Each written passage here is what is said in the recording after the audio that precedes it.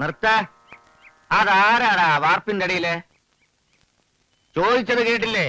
എവിടുന്നാടാ കഴിവറ മോനെ ഇത് എടുത്തുകൊണ്ട് വരുന്നേ? ഇത് തമ്മനത്തെ നാരായണമേനന്റെ മുത്തച്ഛ. ഏണം കെട്ടവനെ, ഈ മംഗലത്തെ മൂപ്പിൽ നായർക്ക് ഇവിടെ ഒരു സദ്യ നടത്താൻ തമ്മനത്തെ മേനോന്റെ വാർപ്പ് വേണോടാ? ഞാനാ. ആഹാ, നാരായണൻകുട്ടി നീയായിരുന്നോ? നിന്നോട് ആരാടാ കഴുതേ ഇതും താങ്ങി പിടിച്ചോണ്ട് ഇങ്ങോട്ട് വരാൻ പറഞ്ഞേ? ഇന്ന് അച്ഛന്റെ പിറന്നാളല്ലേ അച്ഛ? ക്ഷണിച്ചിട്ടും ക്ഷണിക്കാണ്ട് 100 കണക്കിന് ആളുകളാ ഇന്ന് ഉച്ചയ്ക്ക് ഇവിടെ ഉണ്ണാൻ വരുന്നത്. അവർക്ക് ഇത്തിരി പായസം ഉണ്ടാക്കാൻ വേണ്ടി. അച്ഛനെ വിട്ടേ. അച്ഛനെന്നെ വിളിച്ചോ? നീ അതെടുത്ത് വിറ്റു അല്ലടാ? ഏതാ അച്ഛ? നിന്റെ അമ്മയുടെ നായരില്ലേ ഈ ഞാൻ ഉണ്ടാക്കി വെച്ചിട്ടില്ലേ ഇതിനേക്കാൾ വലിയ വാർപ്പ്?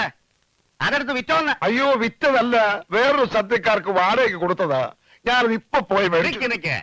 എന്ന് മുതലാടാ മൂപ്പിൽ നായര് കാരണവന്മാരുടെ വാർപ്പും തളികയും വാടകയ്ക്ക് കൊടുത്തു തുടങ്ങിയത്? അച്ഛനല്ല, ഞങ്ങളാ കൊടുത്തത്.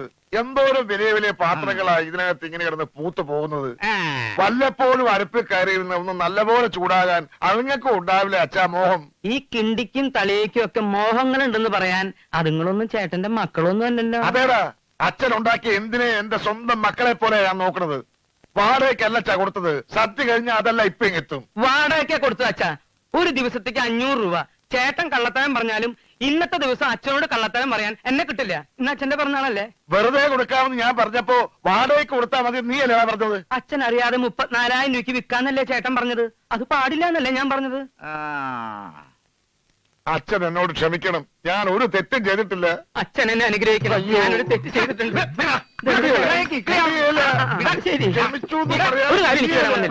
ഒരു കാല് തരാൻ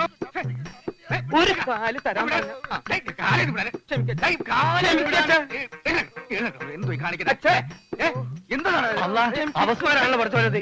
എന്താണ് ഇരുമ്പ് ദശ വിട്ടുവരാൻ? അപസ്മാരം തന്റെ വാപ്പിച്ച താക്കോൽ കൈ കൊടുക്കുന്നേ അല്ല, താക്കോൽ പിടിക്കാൻ കൊടുത്തതിന്റെ ഗുണമായി കാണിക്കുന്നേ.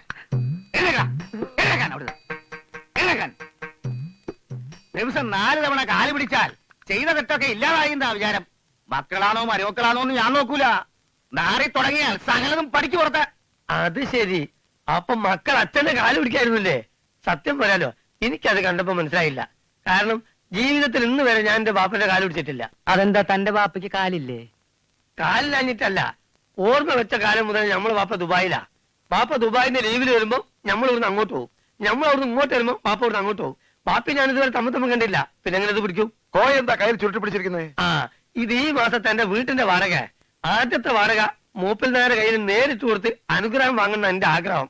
ഏയ്, ഇന്ന് അച്ഛന്റെ ജന്മദിവസം അച്ഛൻ ഒന്നും കൈ നീട്ടി വാങ്ങാറില്ല, കൈ നീട്ടി കൊടുക്കാറേ ഉള്ളൂ. ഏട്ടാ, വീട് വാടക കൊടുക്കുമ്പോ ഇതൊന്നും കോയോട് പറഞ്ഞിട്ടില്ലേ? ഞാനായിട്ട് പറയുന്നത് നല്ലതല്ലേടാ, നേരിട്ട് വന്ന് അറിയുന്നത്. അങ്ങനെയൊക്കെ ചില പതിവ് പണ്ട് മുതലേ ഇവിടെ ഉണ്ട്. ഇവൻ പറഞ്ഞ പോലെ ഈ ദിവസം കൈനീട്ടി ഞാനൊന്നും വാങ്ങാറില്ല. ഈ മാസത്തെ വാടക എനിക്ക് ഇന്ന് വേണ്ട, അത് താൻ തന്നെ വെച്ചോ. പടച്ചോൻ സഹായിച്ച് എന്നും നിങ്ങൾക്ക് പെരുന്നാൾ വെച്ചെന്നാണ് എന്റെ പ്രാർത്ഥന. നിങ്ങളെപ്പോലത്തെ മനുഷ്യന്മാര് കൊല്ലത്തൊരു ദിവസം ജനിച്ചാ പോരാ. ഓരോ മാസം എല്ലാ 1-ാം തീയതി അങ്ങനെ 12 മാസം ജനിക്കണമെന്നാണ് എന്റെ ആഗ്രഹം. ജനിക്കണമെന്ന് തന്നെയാ എന്റെയും മോഹം. ഈ വീട് വിട്ടുപോവാൻ ഇപ്പോഴും എനിക്ക് മനസ്സിലിടുവേ. മരിക്കരുതേ എന്നാ എന്റെ പ്രാർത്ഥന. കോയക്കറിയില്ല, ഇവരുടെയൊക്കെ ഇളയതായി എനിക്കൊരു മോളുണ്ടായിരുന്നു. ചിന്നമ്മൂന്നാ ഞാൻ വിളിക്ക. അവളും ഭർത്താവും ഒരു അപകടത്തിൽപ്പെട്ട് മരിക്കുമ്പോ അവരുടെ കുഞ്ഞിന് പാലുകൂടി മാറിയിരുന്നില്ല. അമ്മയില്ലാത്ത കുഞ്ഞിനെ ഒരുത്തന്റെയും സഹായമില്ലാതെ ഈ കയ്യിലിട്ടാ വളർത്തിയത്. അവള് വളർന്നു. ഈ വയസ്സിനെ മനസ്സുകൊണ്ട് ചതിക്കാത്ത ഒരാളെ ഇന്ന് ലോകത്തിലുള്ളൂ, എന്റെ കൊച്ചുമോള് മായ.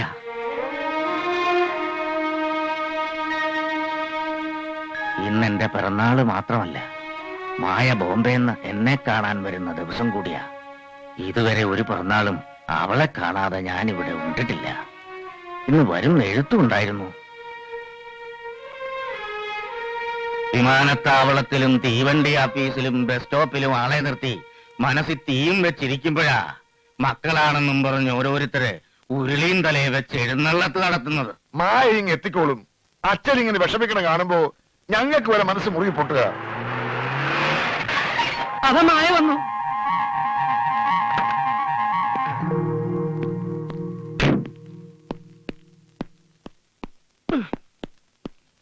മുത്തച്ഛ, മുത്തച്ഛന്റെ മായക്കുട്ടി വിമാനത്തിലും വന്നിട്ടില്ല, തീവണ്ടിയിലും വന്നിട്ടില്ല, ബസ്സിലും വന്നിട്ടില്ല. ഞാൻ സകല സ്ഥലത്തും തപ്പി.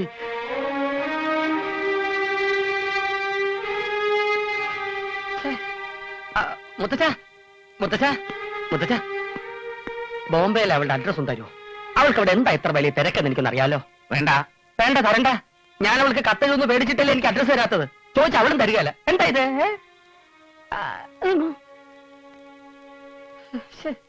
മുത്തച്ഛ, ഇങ്ങോട്ട് വന്നേ.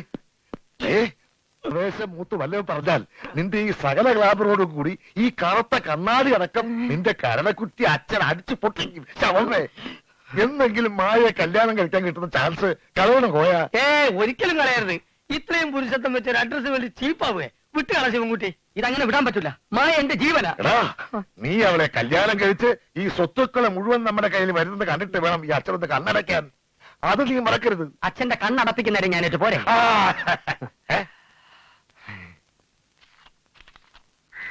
വാടക 400 ഉണ്ട്. വാടകയില് പകുതി ഇങ്ങക്കും പകുതി അമ്മക്കും.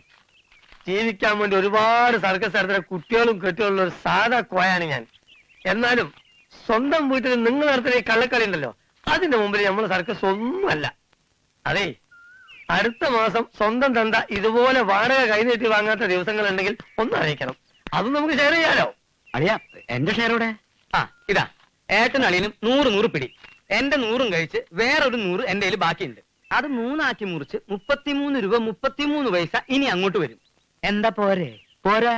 എന്നാലും 1 പൈസ ബാക്കി വരും. വന്നോട്ടെ. അത് അളിയന്റെ 16 അടിയന്തരത്തിന് ഞാൻ ഭഗവതിക്ക് നേർച്ച കെട്ടുന്നുണ്ട്. എന്തേ ഏട്ടൻ എന്ത് പറ്റി? അച്ഛനെ പറ്റിച്ച് നമ്മൾ എത്ര കാലമാണ് ഇങ്ങനെ കഴിയുക? അച്ഛന്റെ സ്വർഗാരോഹണം വരെ ഇങ്ങനെ കഴിയാം. അല്ലാതെ എന്താ ചെയ്യാ? തന്തയാണെന്ന് പറഞ്ഞിട്ട് ഒരു കാര്യമില്ല.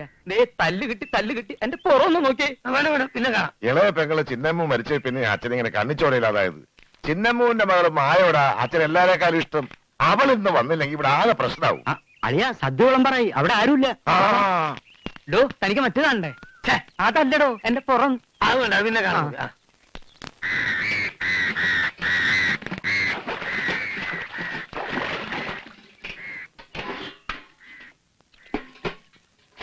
എല്ലാരും ഊണ് കഴിച്ചു, ഞങ്ങളും കഴിച്ചു.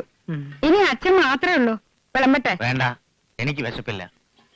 അച്ഛന് വേണ്ടെങ്കിൽ എനിക്കും വേണ്ട. ഞാനും കഴിക്കുന്നില്ല. എന്നാ ഞാനും കഴിക്കണില്ല. അപ്പൊ നിങ്ങൾ രണ്ടാളും കഴിച്ചു എന്ന് പറഞ്ഞതോ? അത് കുട്ടികൾ കഴിച്ചപ്പോ ഞാൻ ആ ഇലയിൽ ഒരു ഇത്തിരി വാരി കഴിച്ചതാ. അച്ഛന് വിശ്വാസമില്ലെങ്കിൽ വേണ്ട. ഒരു നേരം പട്ടിണി കിടന്നു വെച്ച് എനിക്കൊന്നും സംഭവിക്കാൻ പോകുന്നില്ല. അപ്പൊ നീയോ? ഞാൻ അവസാനം ചെറിയൊരു ഗ്ലാസ്സിൽ ഇത്തിരി പായസം കുടിച്ചു. ക്ഷണിച്ചവരെല്ലാം വന്നിരുന്നോടാ. ആകെ 713 ഇലയിട്ടു. പായസം തികഞ്ഞില്ല. രണ്ടാമത് ഉണ്ടാക്കി. സദ്യയുടെ കാര്യങ്ങളൊക്കെ നോക്കിയത് ഏട്ടനാണ്. അനാഥ മന്ദിരത്തിലേക്ക് ഒരു ചാക്ക അരിയും 140 ഊണും ഞാൻ കൊടുത്തയച്ചു. അതെപ്പോ? അത് നീ അവിടെ ഇന്ന് ഉരുട്ടി വിഴുങ്ങുമ്പോ. പിന്നെ അച്ഛാ, പുറം കാര്യങ്ങളൊക്കെ സഹദേവൻ നോക്കി. അതിന് എല്ലാത്തിനും എന്റെ ഒരു മേൽനോട്ടുണ്ടായിരുന്നു. അതുകൊണ്ട് കാര്യങ്ങളൊക്കെ ഭംഗിയായി. സാധനങ്ങളുടെ വിലയാ ഭയങ്കരം. കേട്ടാ ഒരാളും വിശ്വസിക്കില്ല. സാരമില്ല, ഞാൻ വിശ്വസിച്ചോളും. ചോദിക്കുമ്പോ പറഞ്ഞാ മതി. അതിനു മുമ്പ് നീ നിന്റെ പെങ്ങളെ ഒക്കത്തെടുത്ത് അപ്പുറത്തെങ്ങാനും കൊണ്ട് വെക്ക്. ഇവരുടെ ഈ കരച്ചിൽ എനിക്ക് അത്ര പിടിക്കുന്നില്ല. എനിക്കറിയാം, പായമോള് വരാത്തതിന് അച്ഛൻ എന്നോടാ ദേഷ്യം. ഞാൻ എന്ത് തെറ്റാ ചെയ്തത്? എന്റെ കൂടെ പുറത്തെ നീ എന്തിനാ ഇങ്ങനെ കരയണേ? നീ കരയണ കാണുമ്പോ എനിക്ക് പിടിച്ചു നിൽക്കാനാവില്ല. കേട്ടില്ലേ വെച്ചേട്ടാ? എന്താ? എനിക്ക് അല്പം സ്വസ്ഥത തരുവോ? മുത്തച്ഛ, മുത്തച്ഛ, ഞാൻ പറഞ്ഞില്ലേ മുത്തച്ഛ, അവൾ പുറപ്പെട്ടിട്ടില്ല. ഇതാ കമ്പി വന്നിട്ടുണ്ട്. അവൾക്ക് അവിടെ എന്തോ ജോലി തിരക്കാണത്രേ. കാര്യം ഞാനൊരു ഉയർന്ന ഉദ്യോഗസ്ഥനോ വലിയ ബിസിനസ്മാനോ ഒന്നും അല്ലെങ്കിലും ഒരു പെണ്ണിനെ സ്നേഹിക്കാനുള്ള മനസ്സും ചങ്കൂറ്റവും ഈ വീട്ടിൽ മറ്റാരെക്കാളും എനിക്കുണ്ട്. എനിക്ക് മാത്രമേ ഉള്ളൂ. എനിക്ക് മായ ഇഷ്ടമാണ്. മായയ്ക്ക് എന്നെയും ഇഷ്ടമാകണം. ഇന്നേ സമയം വരെ ജലപാനം പോലും കഴിക്കാതെ മായ അന്വേഷിച്ച് സകല ദിക്കിലും ഓടി നടന്ന് ഒടുവിൽ ഈ കമ്പിയുമായി ഞാനിവിടെ എത്തിയത് അവളെ കാണാൻ മുത്തച്ഛന് എന്നെ പോലെ വിഷമിച്ചിരിക്കുന്നു എന്ന് അറിഞ്ഞിട്ട് തന്നെയാ. ഈ കാര്യം പറഞ്ഞുകൊണ്ട് ഇനിയെങ്ങാനും നീ എന്റെ നേരെ വന്നാൽ പലരും കടിച്ചു തിന്നാൻ നേരത്തെ വായി പല്ല് കാണത്തില്ല. ഇറങ്ങിപ്പോയോ പിന്നെ? എന്തോ മോനെ?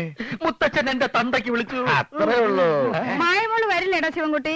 മായ വരാൻ യാതൊരു വഴിയും ഞാൻ കാണുന്നില്ല. കമ്പിയിൽ പിന്നെ എന്താടാ അവളെ എഴുതിയിരിക്കുന്നത്? 1 കിലോ ചെമ്പ് കമ്പി ഈ ചെറിയ മാവന്റെ തലയെ കെട്ടിവെച്ച് ബോംബെയിലോട്ട് അയക്കാൻ പറഞ്ഞു. അവൾ ഇങ്ങോട്ട് വരുന്നില്ലെന്ന്. മായ പിന്നെ ബോംബെയിൽ എന്തെടുക്കുക? ബോംബെയിൽ അവൾ എന്തെടുക്കണം? നിങ്ങളിൽ നിന്നെല്ലാം രക്ഷപ്പെട്ട് അങ്ങ് അകലെ എന്റെ മായ ബോംബെ നഗരത്തിൽ ഒരു മായാമോഹിനിയായി മാറിക്കൊണ്ടിരിക്കുകയാണ്. കരയാടാ. എനിക്കിനി അവളെ കിട്ടില്ല അച്ഛാ. മായ മായ